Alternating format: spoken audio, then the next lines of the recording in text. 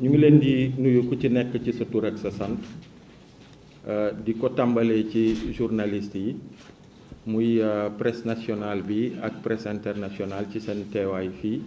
ci conférence de presse bi di jéggalu ci retard bi nga xamante ni am na ci démarrage u ndaje mi la di wax rek ni pour la présentation, je m'appelle Aliou Sané, coordonnateur du mouvement Y en a marre et membre du groupe bi nga xamante ni ñaari fukk organisation société civile ñoo ko sekk ci mbirum loi d'amnistie bi nga xamante ni groupe parlementaire u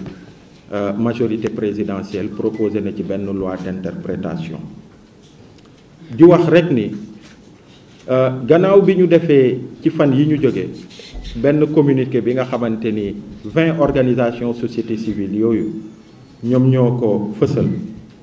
dañuy ñëw rek di biralaat bu baax a baax woote bi ñu woo majorité présidentielle woote gi ñu woo njiitu réew mi ak gouvernement am pour que loi d'interprétation bi nga xamante ni yëkkati nañ ko mu jëm ci mbirum loi d'amnistie initiale bi fi nguuru Macky Sall tegoon mu indi ay kàddu yu bëri ay gis-gis yu bëri ay gis-gis yu waroo ci askanu Sénégal yépp ndax loi bi ni mel du n'importe quelle loi ndax loi la bi ñu voté woon bi nga xamante ni dafa doon baal dafa doon effacer lépp li nga xamante ni ay ñaawteef la woon ay nit yu ñu rey ay nit yu ñu torturé ay plus de 2000 détenus yi nga xamante ni tëj nañ leen ci kasu Sénégal yi ak yeneen ñaawteef loi wu Macky Sall boobu dafa jógoon pour effacer ko. Interprétation majorité yëkkati ko mu am ay kàddu ak ay gis-gis yu fës ci société sénégalaise bi yëpp ñun société civile dañu daal di woon yëkkati suñuy kàddu jëmale ko ci nguur gi pour que ñu ibbi ay waxtaan sekku ko ñépp ñi nga xamante ni am nañu yeneen kàddu fexe ba déggoo ci objectif bi nga xamante ni naam objectif bi benn la société civile bi li mu ci jàpp mooy que la justice doit être faite que vérité dëgg dafa war a jib ci mbir mi naka lañ ko war a defee ak nan lañ ci jëmee ba ñépp déggoo ci ñu mun ci jëm ci ni mu gënee loolu mooy kàddu société civile bi donc kàddu googu dañ koy biralaat tey wax rek ni loi d'amnistie interprétation bi nga xamante ni dañ ko ci indi warul doon interprétation boo xamante ni day favoriser benn justice non équitable c'est-à-dire justice bi nga xamante ni day mel ni fas bu ñu ngalab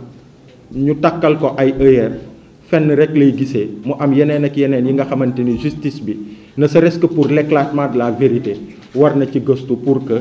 li ñu dund entre 2021 ak 2024 ñu tirer ci tous les enseignements toutes les conséquences képp ki nga xamante ni yenn yi ñu lay war a mën a topp ñu war la ci topp pour que plus jamais ça comme ni ñu koy waxee loolu mu mën a am ñu jàpp ni loi d'interprétation boobu justement warul doon loi boo xamante ni day am xaj ak seet loolu mooy avis wu organisation de la société civile yi nga xamante ni ñoom ñoo jibaloon bataaxal boobu ci jamono yooyu ci ñetti fan yu ñu jóge tey jii ñu ñëw fii pour ñu feddali loolu ba tax na société civile bi mu ngi plaider pour que ci poñ bu njëkk recherche de la vérité comme ni ma ko waxee fexe ba dëgg ñu xam fi mu féetee ñu xam li xewoon ak ñan ñoo def lan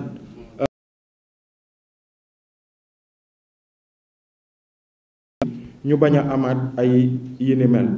lutte contre l'impunité mooy fexe ba ëllëg bu lenn am bu benn situation am fii ci Sénégal ba mu am ñi nga xamante ni dañuy jàpp ni naam 2021 2024 am na ay ñaawte fi amoon te kenn topp leen wala ñu topp ñiy bàyyi ñi que ñu xam ni que Sénégal ba abadan li ni mel bu amee dañuy fexe ba képp ki nga xamante ni war nga la yokk yoon nga mën a layoog yoon. loolu mooy lutte contre l'impunité. mu bañ a am ñi nga xamante ni dinañ leen topp ñenn ñi ñu bañ leen topp. l'indemnisation des victimes loolu it am na ay sénégalais yu bëri yi nga xamante ni ñenn ñi seeni mbokk ñoo ci ñàkk seeni bakkan,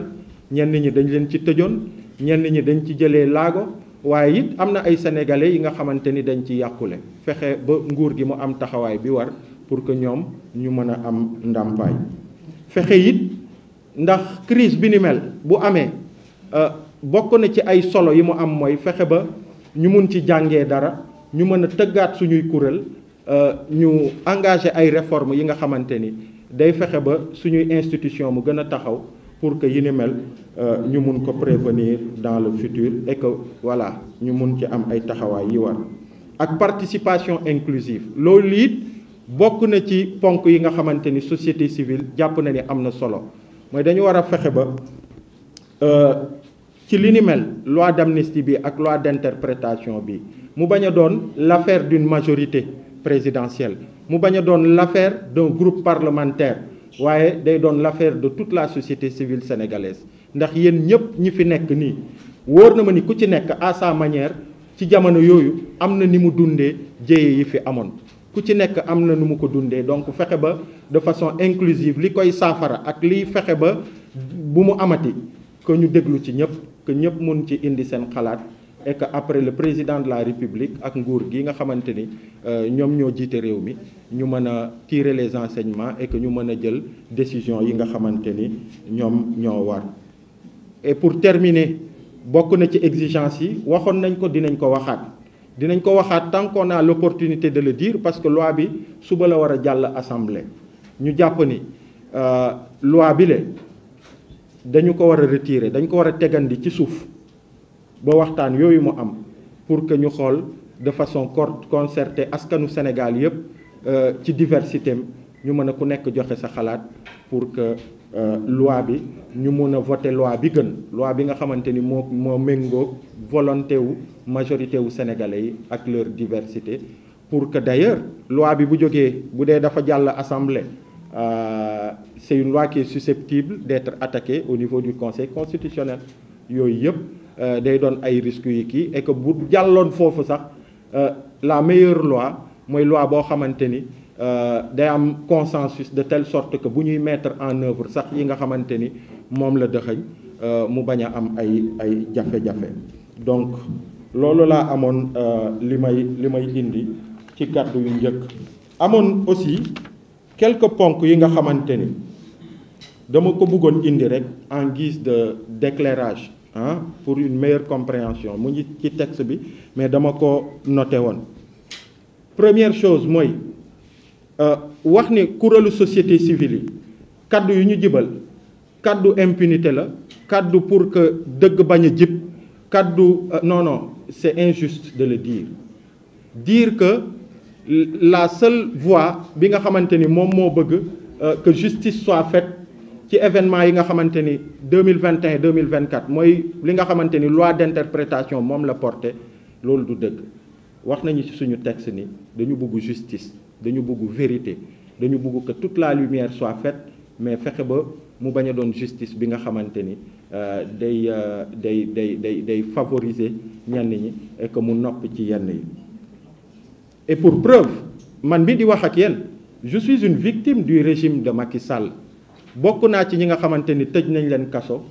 4 mois et demi laa def, ñenn ñi c'est encore pire, am na ñu def ci benn at, et les pires victimes mooy ñi nga xamante ni ñàkk nañu seeni bakkan, ñi nga xamante ni aussi yàqule nañ ci. et encore une fois je suis sûr que parmi yéen ñi nekk fi journalistes yi ak ñi ñuy seetaan am na d'autres catégories de victimes de ce régime là. donc li ñu bëgg mooy que justice soit faite. nous ne pouvons pas vouloir autre chose que la justice. donc loolu aussi lu am solo la, mais pas d'une justice boo xamante ni dañ koy guider, pas d'une justice boo xamante ni dañ koy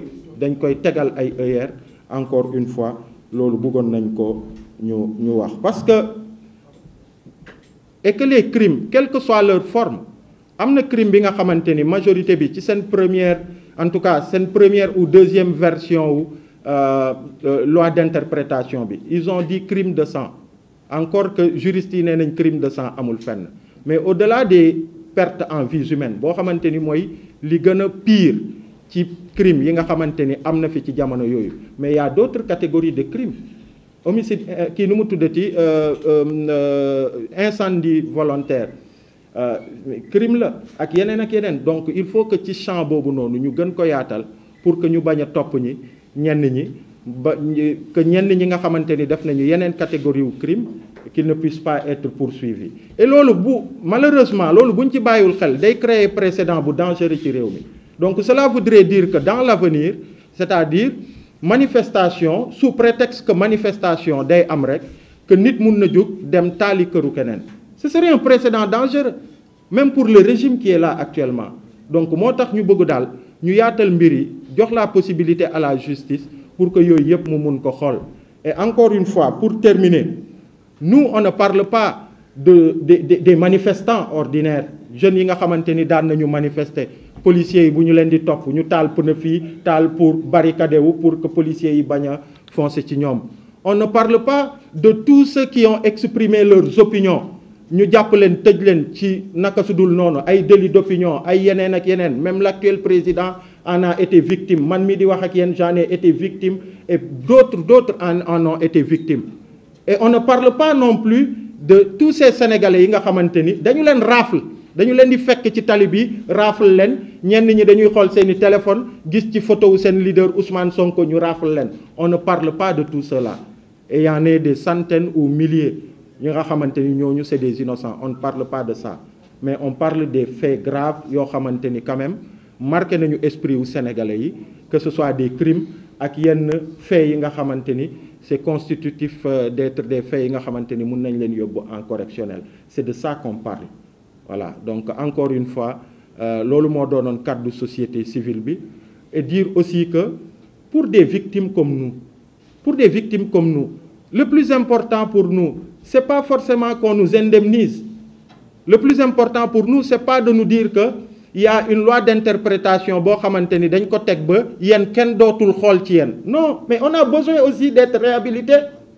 il y a tellement de Sénégalais qui ont été salis dont les noms ont été souillés qui ont fait la une des journaux qui ont été présentés comme des terroristes ak ñeneen mais ñooñu dañu soxla sax justice mu leeral pour que pour la postérité ñu xam ni ils n'étaient pas des terroristes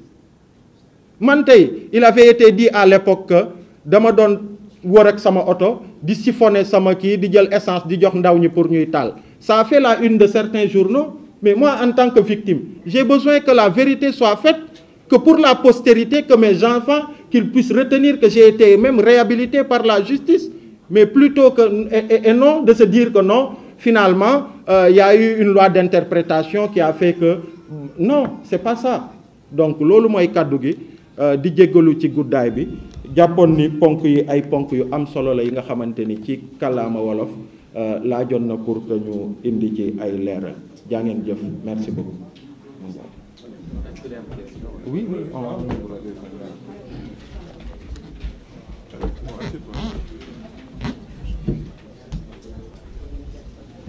merci beaucoup.